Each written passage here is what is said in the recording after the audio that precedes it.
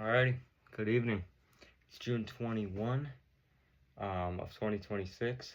It's a Sunday. It's Father's Day. Good day today. Um, Study day 306 of the Bible recap, and we dove into Luke 19 today. Yeah, good passage. So let's get right into it.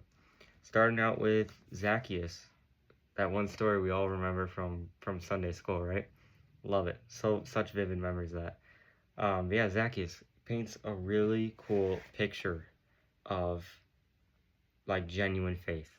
Even with his place in society, his possessions, his wealth, he went to the extent of jumping into a tree, right? Climbing up a tree, just to see Christ.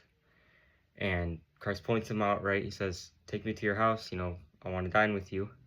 That was one of the highest things you could be asked, right? Like, let me dine.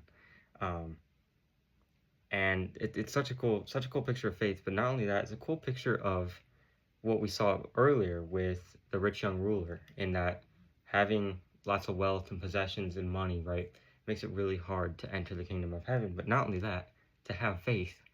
And we see he's committed. He's fully committed to Christ, even with his place and his possessions and all.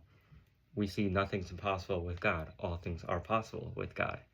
So love that. It's really cool that it connects to the rich young ruler and that story that I read yesterday, not even 2 days ago, I don't think. So that's really cool. Furthermore, jumping to verse 11, we get to the parable of the minas, which I never minas, I don't know. Never fully understood this one. Never really got deep enough into the passage, the parable, to fully understand, but dove a little bit further into it with the Bible recap video. But not only that, also the study notes in my Bible. So got a cool understanding of that, learned something new, that being our call on this earth, with our opportunities, with what we are given and blessed with by God, right? Our talents, and whether it be money or whatever it is, whatever we're blessed with, we can do something with, and can go two ways. We can see our things and our blessings for a temporary purpose, or an eternal purpose, right?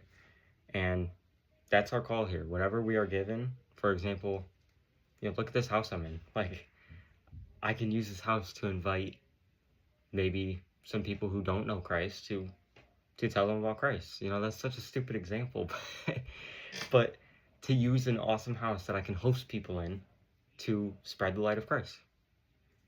Not even my house, but I can totally do that, right? You can invite people over, or literally anything, any talent, drumming. I can learn songs, good Christian songs, to be a light to others. Like, anything you're given. I think money is a really good example, because there's a lot you can do with money, right? But yeah, what I took away from that was invest in what's eternal, not, the temporary, right?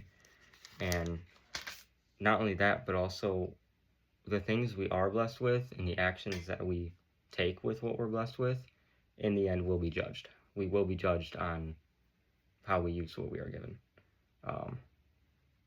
So yeah, that was really cool to dig deeper into that parable, further understand that. Then we had the triumphal entry, which we've read a couple times over now, this being in Luke, of course. And right after the triumphal entry, this is only in Luke, this isn't mentioned in the other synoptics or John, that being that Jesus wept over Jerusalem when he entered. He saw and was truly distraught by not only the foreknowledge of what these people would do to him, that they just had welcomed him so, graciously into their city, right? And Hosanna, and peace in heaven, glory in the highest, right? You see that in verse 38.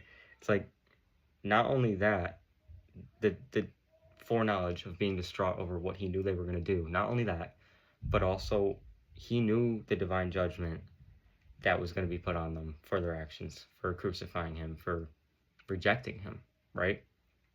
He knew the divine judgment that would be done, and that just distraught him to the point of weeping. And that just shows how much Christ cares. He loves us. He does.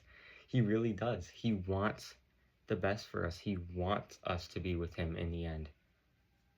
That's on us to accept that, right? But yeah, it's such a cool picture that paints, and I love that he cares so deeply that he would get to the point of tears just in seeing these people that would soon destroy him and reject him. So yeah, that's Luke 19. That's my takeaways. Have a good one.